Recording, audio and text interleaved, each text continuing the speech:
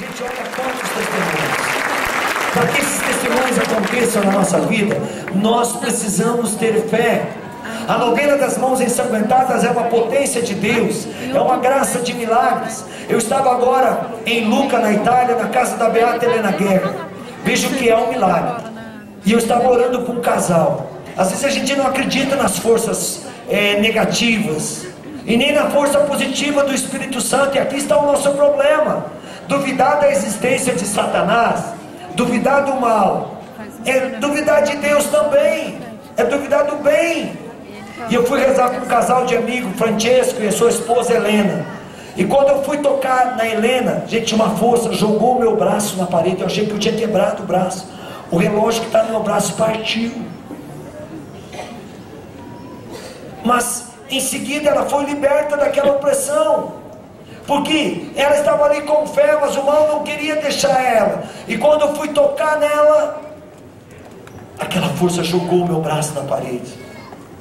Nós precisamos acreditar, o mal existe, e para combater o mal, nós precisamos da oração, nós precisamos de combate de oração. Por isso o cerco de Jericó, por isso a novena das mãos ensanguentadas, por isso 7 dias clamando com a palavra de Deus, é combate. Quem não ora não vai chegar em Deus. O Papa Francisco tem dito que um cristão que não ora é um cristão sem sabor, sem sal, sem gosto. Quanto tempo você tem orado por dia? Pedro aqui, quando ele achou que tudo era festa, ele viu Deus. Hoje vocês vão ter uma experiência de Deus, estão tendo uma experiência magnífica de Deus. Eu vejo aqui as religiosas, dá uma salva de palmas, é a coisa mais linda.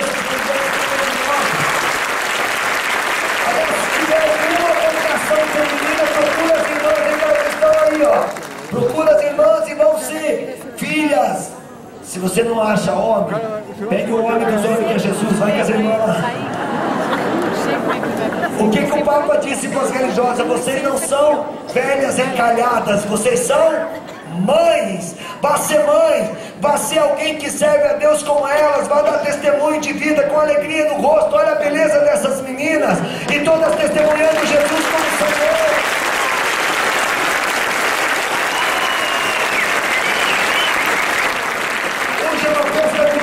Da igreja de Pedro e Paulo. Se Pedro não tivesse dito seu sim a Deus, se Paulo não tivesse dito seu sim a Deus, hoje nós não teríamos essa oportunidade da TV Século 21, da Associação do Senhor Jesus, do programa Louvemos o Senhor, da sua e da minha presença aqui.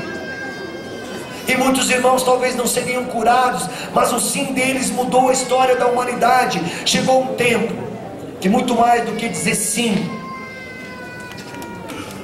para sindicatos, muito mais do que dizer sim para guerrilhas, muito mais do que dizer sim para vandalismo, nós precisamos dizer sim para o poder de Deus, para a graça de Deus, para a palavra de Deus, para a adoração, para a Eucaristia, para a vida de intimidade com Deus.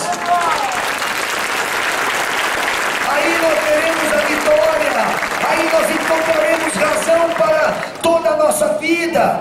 Pedro estava lá achando que tudo era festa, ele viu Jesus.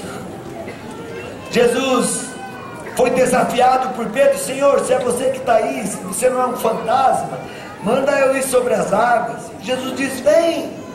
Talvez hoje você está recebendo um chamado de Jesus, um desejo, uma vontade de viver uma vida de santidade, de consagração ao Espírito, de devoção ao Espírito Santo. Mas não basta só esse desejo, é preciso a partir de hoje uma atitude concreta. Pedro, quando teve só o desejo de ser inteiramente de Deus, ele foi. E o que o mal fez? Tentou engolir Pedro, tentou pôr medo em Pedro. E Pedro, apesar de toda a coragem, de toda a fé, porque só um homem de fé caminha sobre as águas, Pedro começou a afundar, porque ele achou que a vida de Deus seria fácil. Agora eu resolvi todos os meus problemas. Aquela minha sogra que Jesus já curou não vai me incomodar nunca mais. Aqueles homens que eu tenho que pagar todo final do mês, quando a pesca não é boa, não tenho dinheiro para pagar eles, nunca mais eu vou ter problema com eles. Agora eu encontrei Jesus. Pedro começou a achar que todos os problemas dele estavam resolvidos. E quando ele achou que tudo estava resolvido, Jesus falou: afunda um pouquinho, Pedro, para você saber o que é a vida na fé. A vida na fé é a vida na cruz. Nós temos que usar das pedras que os outros atiram na gente como degrau para chegar no céu. Nós temos que usar das decepções, das frustrações, das opressões que o mundo vai lançando sobre nós, como alicerce para que nós possamos subir cada vez mais na fé. Ninguém chega em Deus sem ser pela cruz. E aqui Jesus quis dizer isso para Pedro: Pedro, se a tua fé não for sustentada, alicerçada na minha cruz, na minha vida, ela não subsistirá, ela não terá força para permanecer, ela não conseguirá ir até o fim. É por isso que quando lemos aquele texto de manhã, Pedro dando um conselho, é muito bonito pegar a segunda parte. Eu peguei a segunda parte, a mais bonita. Pedro dando um conselho: cuidado, o demônio anda ao redor de vós como um leão, rugindo os dentes para vos devorar. Resistir forte. Pedro está dando um conselho, mas ele só pode dar esse conselho que nós vimos na primeira carta, capítulo 5, versículo 14 e seguintes. Ele só pode dar esse conselho porque lá atrás ele ouviu Jesus falar: cuidado, Pedro, o demônio anda ao redor de ti e ele quer te destruir. E Pedro acreditou naquela verdade de Deus, e Pedro começou a tomar cuidado. Pedro começou a mudar. Pedro começou a buscar um caminho de aproximação com Deus, de vida, de oração, de verdade, não de mentira. E aí que Pedro se tornou esta grande pedra viva. Tu és Pedro, e sobre essa pedra edificarei a minha igreja. Paulo, antes de ter essa experiência com Deus, ele achava que ser cristão era problema, então tinha que matar o cristão. Ele era Saulo, ele perseguia os cristãos. Quem coordenou, apesar de ser um menino, ainda não atirou a pedra, porque não tinha idade pela lei judaica para tirar a pedra em Estevão, o primeiro mártir da igreja. Quem coordenou toda aquela ação foi Paulo. Ele era o Saulo, o menino Saulo, e ele estava coordenando toda aquela ação, porque ele achava que ser cristão é difícil. Eu quero dizer para você, meu irmão, quando eu decidi ser cristão, o que apareceu de gente que começou a tirar pedra de mim, que começou a levantar falso testemunho a meu respeito, que começou a me criticar. Tem pessoas que dizem que até eu sou um demônio.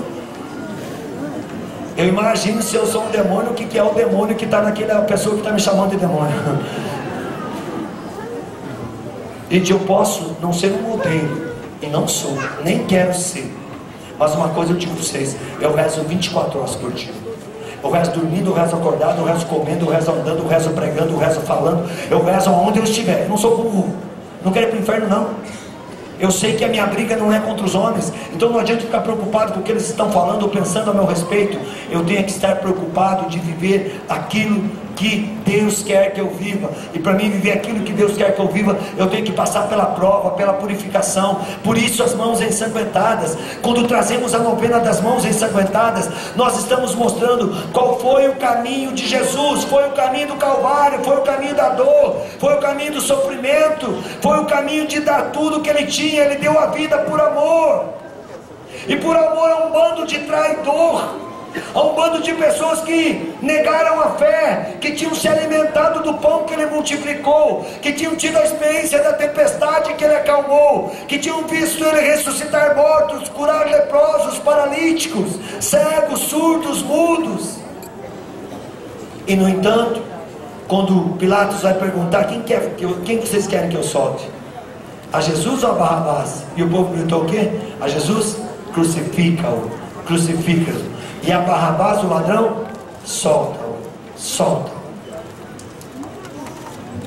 Quantas vezes por nós não vivemos a fé, por nós não deixarmos o Espírito Santo de Deus agir em nós, quantas vezes nós começamos a também crucificar Jesus e a soltar os Barrabás, os espíritos imundos? Quantas vezes que nós fazemos como aquele povo, quando estava com aquela prostituta diante de Jesus, ficamos atirando pedra, ficamos condenando, ficamos massacrando os outros, e de repente,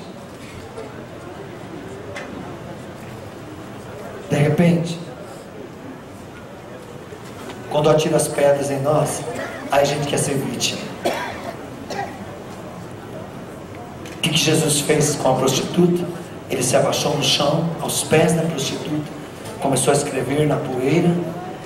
Certamente estava ali escrevendo o meu e o teu pecado, o pecado daquela multidão. que estavam com as pedras nas mãos, e depois disse a eles: quem não tem pecado, atire a primeira pedra. Quem aqui de nós não tem pecado? Você que está ouvindo em casa, agora pela Associação do Senhor Jesus, pela TV Século 21, pela Rede Século 21, você não tem pecado? Se você pensa não ter pecado, você já é a maior criatura pecadora da face da terra. Então todos nós temos nossas fragilidades. O problema não está na fragilidade, o problema não está no pecado, o problema está em não viver a fé. Quando nós vivemos a fé, nós nos libertamos do pecado. Nós não somos mais acusadores, mas nós começamos a ser misericordiosos. Nós começamos a ter misericórdia do próximo, mesmo quando estamos sendo massacrados. Gente, quantas humilhações eu passo. Agora mesmo eu estava voltando, eu saí de Roma, fui para Frankfurt, na Alemanha, e quando eu cheguei na Alemanha eu estava com o meu terço na mão, e quando eu fui passar na Polícia Federal da Alemanha, a pessoa disse: com isso aí na mão você não passa. E eu fiquei parado e disse: sem ele eu não passo, só passo com ele, você não pode impedir eu de viver minha fé. Aí criou um tumulto, aí veio uma outra pessoa e falou assim: pode passar. Mas aquela pessoa que estava ali não quis ver eu passar. Aquele fiscal que estava ali saiu daquele lugar porque não suportou o terço na mão. Agora, eu ficava apodrecendo naquele país, mas ninguém tirava o meu terço na mão. Ninguém vai impedir eu de viver minha fé.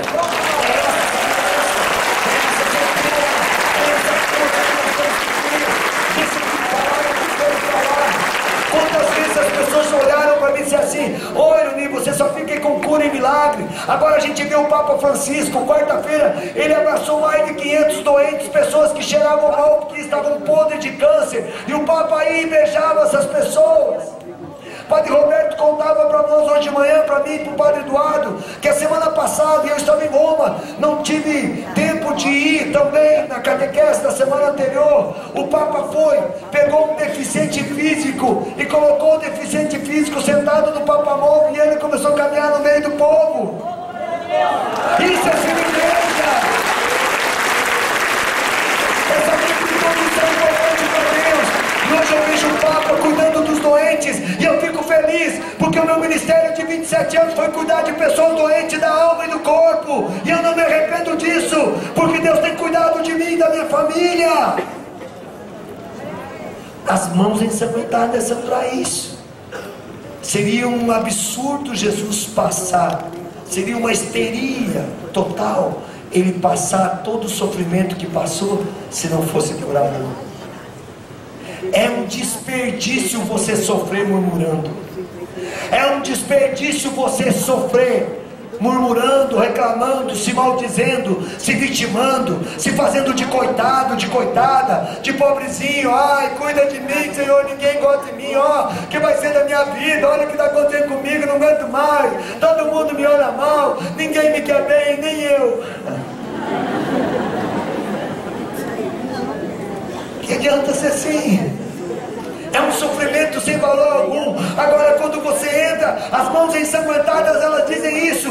Quando você entra no sofrimento amando, você já não sofre mais. Você pode estar tomado de câncer, de tumor por todo o seu corpo, você não vai sofrer, porque você está amando a Deus e os irmãos.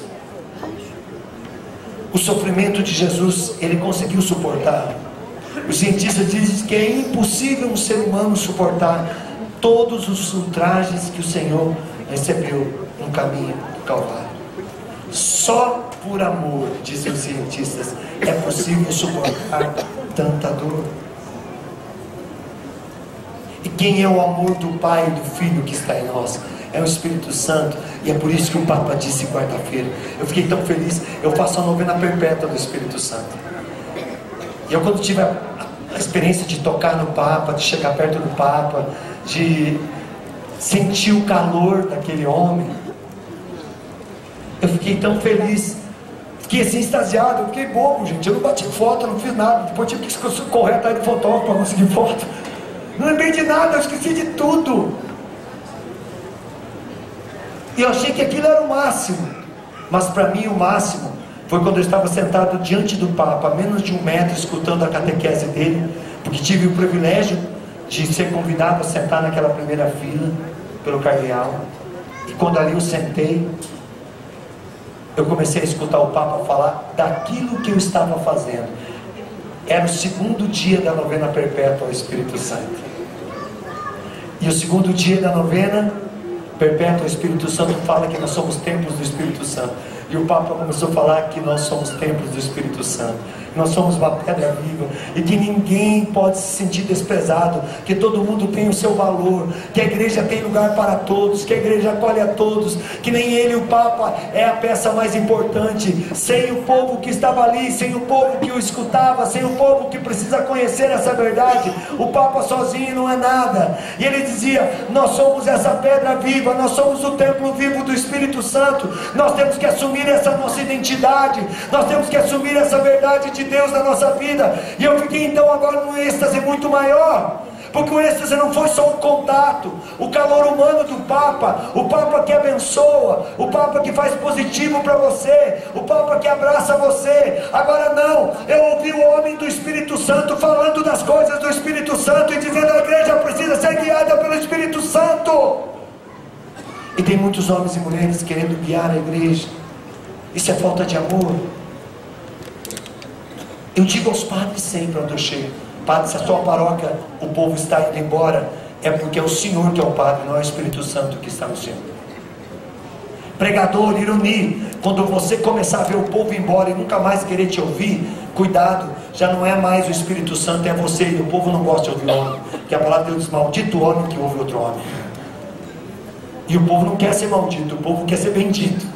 Então quando os homens começam a querer falar, começam a querer dar ordem, por norma, isso pode, isso não pode, diz o Papa. Papa Francisco está dizendo isso, não é ironia não, eu estou repetindo as palavras do Papa. O Papa diz assim: essas pessoas não são guiadas pelo Espírito Santo.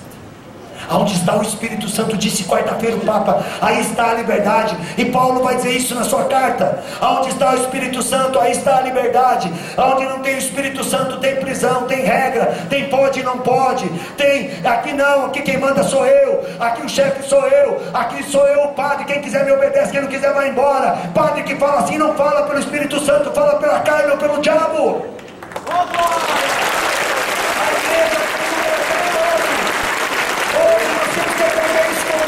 Paulo, a igreja não é lugar de condenar, a igreja é lugar de amar. Se você é um líder, se você é um cristão, seja leigo ou seja consagrado, deixa o Espírito Santo te conduzir. Não seja você a fazer as coisas. Deixe que o Espírito Santo tome conta das tuas dores, como ele tomou conta das dores de Jesus no Calvário. E ele te levará a uma experiência de amor. Eu escrevi ao Papa, contando um testemunho magnífico do dia da posse dele, e por isso que o Papa se alegrou e me chamou. Eu contei para o Papa que quando ele inclinou, eu fui curado de muitas dores de pessoas que você vai orar por elas, e elas dizem assim: eu sou cheio do Espírito Santo, eu não preciso de oração. De muitas pessoas que você atende, como eu atendi hoje, uma jovem que está no lesbianismo, te revolta porque o seu pai é espírita, abandonou a igreja católica. E ela disse: se o meu pai voltar para a igreja, eu largo do lesbianismo. Vocês estão entendendo? Uma consequência errada de um pai leva a filha a um inferno terrível. Uma atitude errada de um cristão que não se deixa conduzir pelo Espírito Santo faz uma igreja toda se perder. Nós precisamos ser guiados pelo Espírito Santo. Gente, eu rezo pelos sacerdotes todos os dias, eu rezo pelos pregadores, eu rezo por todos os homens e mulheres que estão na frente da igreja, porque eu sei o quanto o demônio vai tentar. Ele tenta a mim também. Não é diferente comigo não. Ele nos tenta a sermos carnais, a não invocarmos o Espírito Santo. Ele vai tentar você também na sua casa, na sua família, fazer do teu jeito as coisas, e do teu jeito você vai levar a tua família à perdição. Comece a fazer do jeito do Espírito Santo. As mãos ensanguentadas têm que nos levar a Pentecostes, porque depois que essas mãos se tornaram chagadas e ensanguentadas, é que vai descer o Espírito Santo, é que a igreja vai ser inaugurada no dia de Pentecostes, é que homens e mulheres vão receber as línguas de fogo, vão começar a orar em línguas, profetizar, tocar sobre os doentes e eles serão curados. É impressionante. Mas sem o Espírito Santo não acontece milagre. O Papa disse: quando você chega numa comunidade e o líder daquela comunidade, o padre, o líder daquele grupo de oração, ou o líder daquela pastoral, daquele movimento, é cheio do Espírito Santo, você encontra uma comunidade ungida. Mas quando você encontra uma comunidade fria, gelada, é porque aquele que está na frente dela não está mais obedecendo ao Espírito Santo. O Papa Francisco falou isso. Tantas coisas. O Papa está vindo para o Brasil. Eu fico assim com uma dor no coração. Eu vejo tantas manifestações bonitas que estão sendo feitas nesse Brasil. Graças a Deus o gigante se levantou, não se levantou? Eu não sou contra essas manifestações, contra esses protestos. Eu sou contra os católicos mormos que até agora não foram para as ruas e começaram a gritar: nós queremos a Jornada Mundial da Juventude. Nós queremos a presença do nosso líder, do sucessor de Pedro no país. E nós sabemos que quando esse homem pisar aqui no país, um fogo se acenderá nos quatro cantos dessa nação e os políticos corruptos serão queimados pelo Espírito Santo. E se você o Espírito Santo, eu tenho certeza que essas leis de morte que estão surgindo, de aborto, de casamento de homem com homem, de mulher com mulher, de tantas injustiças sociais que estão acontecendo nesse país, elas vão desaparecer, porque o Papa do Espírito Santo vai pisar nessa terra, e quando ele pisar, o fogo vai acender.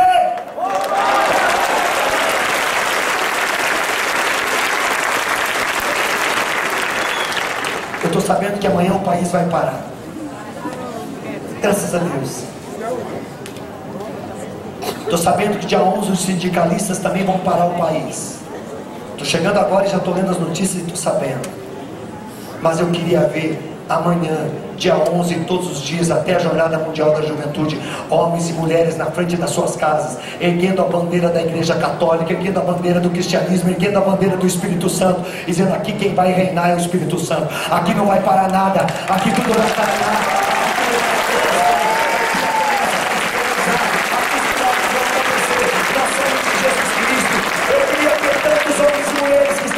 Da igreja voltar para a casa do milagre, que é a Igreja Católica. Eu escutei de um grande líder protestante, disse assim: vocês têm um Papa, e esse Papa é uma pessoa plenificada do Espírito Santo.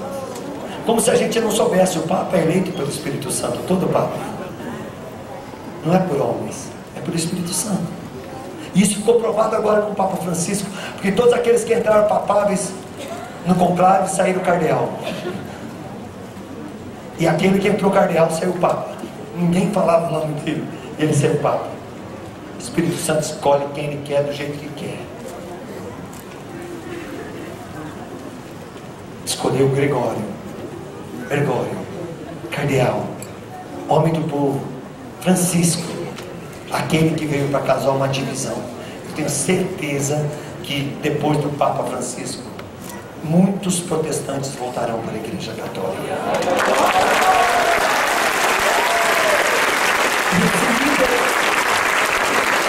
De uma igreja protestante disse para mim, Ironi: eu tenho uma santa inveja da Igreja Católica. O Espírito Santo falou no meu coração que muitos de nós, e eu espero ser um dos primeiros, voltaremos para a igreja e queremos fazer e iremos desejar fazer unidade com vocês, porque sabemos que o Espírito Santo está com vocês.